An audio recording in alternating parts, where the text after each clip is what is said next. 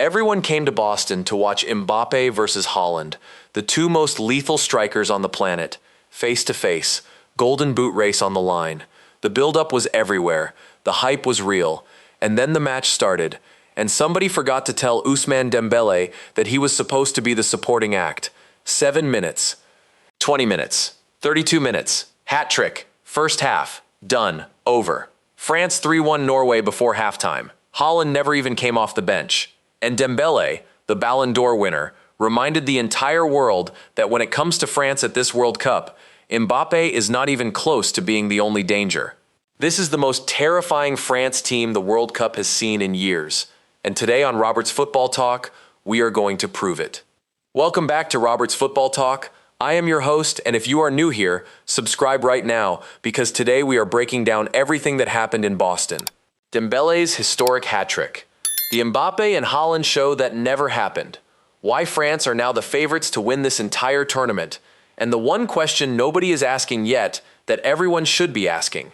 If Dembele and Mbappé are both firing at the same time, is there any team in this World Cup that can stop France? Let us go. Let me set the scene for you, because this match deserves to be understood properly before we break it down. France versus Norway in Boston. Both teams already qualified. Both teams fighting for top spot in Group 1. The narrative going in was entirely about two players. Kylian Mbappé, France captain, 16 World Cup goals, chasing Messi's all-time record of 18. And Erling Haaland, Norway's weapon of mass destruction, the man who had scored twice against Senegal and arrived in Boston as one of the most dangerous strikers at the tournament. That was the match everyone thought they were going to watch. Norway coach Ståle Solbakken had other ideas. He made 10 changes to his starting lineup. 10. He left Haaland on the bench for the entire game. He rested Odegaard. He rested Nusa. He rested Sorloth. He essentially sent out a reserve team and told them to try their best. It was a white flag before a ball was kicked, and France punished him for it in the most emphatic way possible. Mbappé hit the bar after just 22 seconds. 22 seconds. The match had barely started, and France were already causing chaos. Norway's backup defenders looked at each other, and the look on their faces told you everything. This was going to be a very long evening. And then in the 7th minute, Dembele got the ball. He cut inside, dropped a shoulder, went back onto his right foot, and fired a low shot across Selvik into the bottom corner. 1-0, France lead, 7 minutes played. Now before we go further, I want to ask you something. Going into this match, hand on heart, were you thinking about Dembele, or were you thinking about Mbappé and Haaland? Drop your honest answer in the comments right now. Because I think most of us underestimated what was about to happen. Because the 7th minute goal was just the start. Mbappé swept a glorious crossfield pass to Dembele in the 20th minute. Dembele received it, gained a yard of space against his marker, and scored again. A dipping shot this time with his left foot. 2-0. Different finish, same bottom corner, same devastating result for Norway. 79 seconds later, Norway pulled one back. Thelo Asgard, who has a French mother, scored a clever finish from the edge of the box. Norway 1-2. Brief hope, brief noise from the Norwegian fans in Boston. And then, in the 32nd minute, Dembele got the ball again. He curled a low shot into the bottom corner. A carbon copy of his second goal. A third different type of finish. Hat trick. Done. In 32 minutes. First half. France 3-1 Norway. Subscribe to Robert's Football Talk right now, because we are about to get into the historical context of what Dembele just did and why it is one of the most remarkable individual performances at any World Cup in recent memory. Because here are the numbers, and they are extraordinary. Dembele's hat trick was completed in 32 minutes. That makes it the second earliest hat trick in the entire history of men's World Cup football. The only player to complete a hat trick faster was Austria's Erich Probst, who scored 3 in 24 minutes against Czechoslovakia in 1954, over 70 years ago. He is only the third French player ever to score a World Cup hat trick, after just Fontaine, who did it twice in 1958, and Kylian Mbappé in the 2022 final. 3 French players, all time. Dembele is now one of them. His hat trick was completed with 3 completely different goals. Right foot low across the keeper. Left foot dipping shot from distance. Right foot curling finish. 3 different techniques. 3 different positions, one goalkeeper who had absolutely no idea what was coming next each time. And the XG numbers, the expected goals numbers, make it even more remarkable. Dembele completed his hat trick with a total XG of just 0.19. That means statistically, those were extremely difficult chances, low probability shots that most forwards would miss. Dembele scored all 3 of them. That is not luck. That is elite finishing.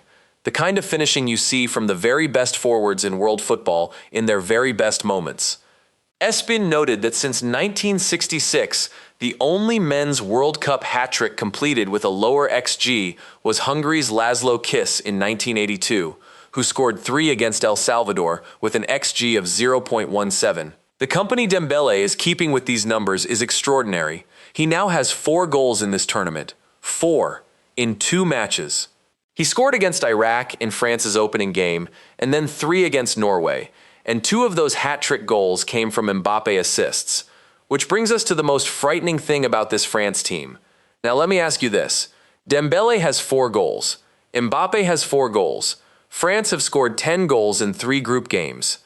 Is France the most dangerous attacking team in this World Cup right now? Tell me in the comments. I genuinely want your take. Because here is what France look like as an attacking unit at this tournament, and it is genuinely frightening for anyone who has to face them in the knockout rounds. Mbappé is the captain, the focal point, the player every defense game plans around. He has 4 goals and 3 assists. That is 7 goal contributions in 3 matches. He is the most feared name in world football, and he has not even reached his highest gear yet. Against Norway, he was denied a goal only by the crossbar within 22 seconds. He set up 2 of Dembele's goals with pinpoint passes that split the Norwegian defense open. He is pressing defenders even when he has not scored. Even without a goal against Norway, he was everywhere on that pitch. And then there is Dembele, the Ballon d'Or winner. The player who has gone from being the winger everyone questioned at Barcelona to the most clinical striker PSG have had in years after Luis Enrique moved him into a central role. Against Norway, he did not play like a winger. He played like a number 9.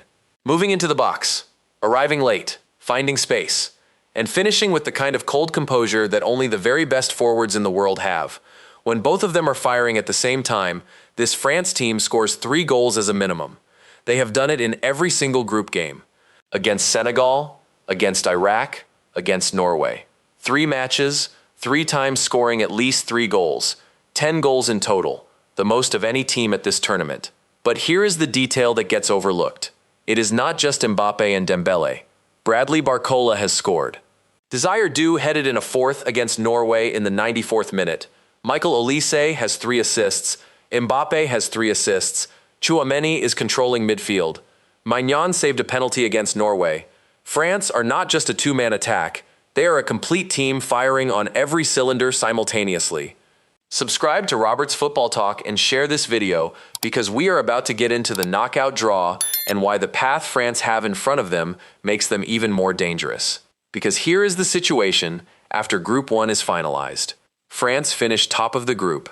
By winning the group, they get a more favorable travel schedule in a tournament being played across 3 countries covering enormous distances. Less travel, more rest, more preparation time between matches. That matters in a tournament that runs for over a month. France will most likely face Sweden in the round of 32. Sweden, who had a decent group stage, but are not in the same tier as the tournament's genuine contenders. If France win that as expected, they move into the last 16, where much more serious opposition awaits. But here is the thing about this France team. They do not look worried about any opponent. They have scored 3 goals against Senegal, 3 against Iraq, and 4 against Norway.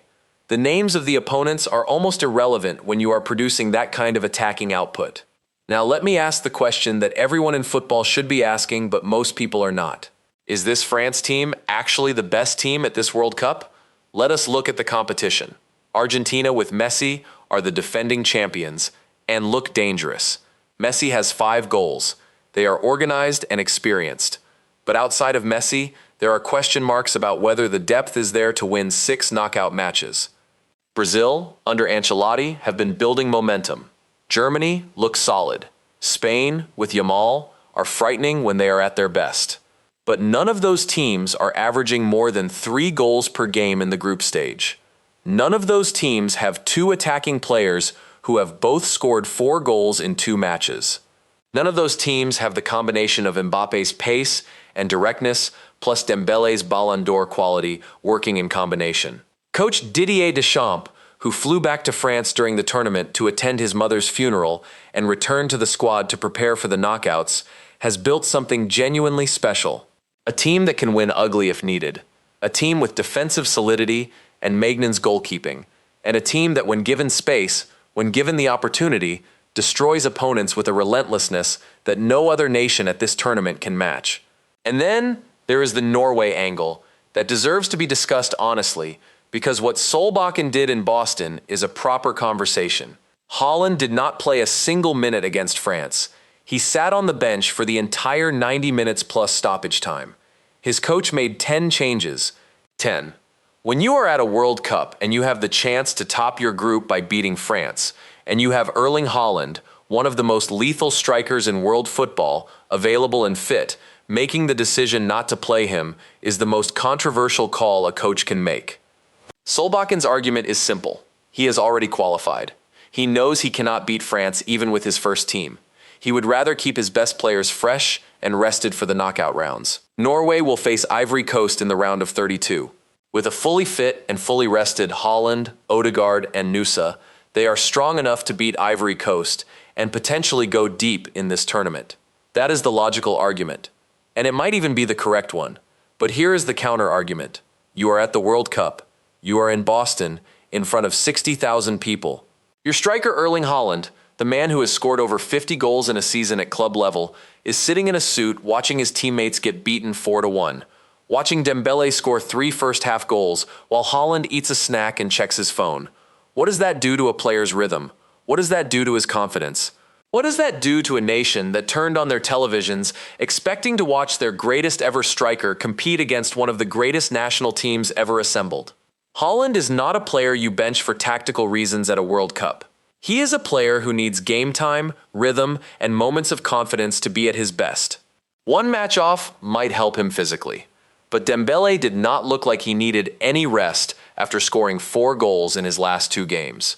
Some players are built for tournament football. They get better with every game, and denying your best player that rhythm is a gamble that could cost Norway everything. But for France, none of this matters. Dembele is in the form of his life. Mbappé is building towards something even bigger. The defense has been tested and held firm. The manager, despite personal tragedy, has his team organized and focused. France are ready for the knockout rounds. And if this attacking unit keeps firing at this rate, the team that stops them might not yet be on this planet. That is the full breakdown. Dembele's historic hat-trick, the second fastest in World Cup history. Mbappé setting up 2 of them. France 10 goals in 3 games. Haaland on the bench watching. And a France team that might be the most dangerous attacking force this tournament has ever seen. What is your prediction? Does France win the 2026 World Cup? Can anyone stop Dembele and Mbappé in the knockout rounds? And was Solbakken right or wrong to bench Haaland? Drop everything in the comments right now. I read every single one. This has been Robert's Football Talk. Hit that like button, share this video with every football fan you know, and subscribe if you are not already part of this channel. New videos every single week, and this World Cup is delivering something historic every single day. I will see you in the next one.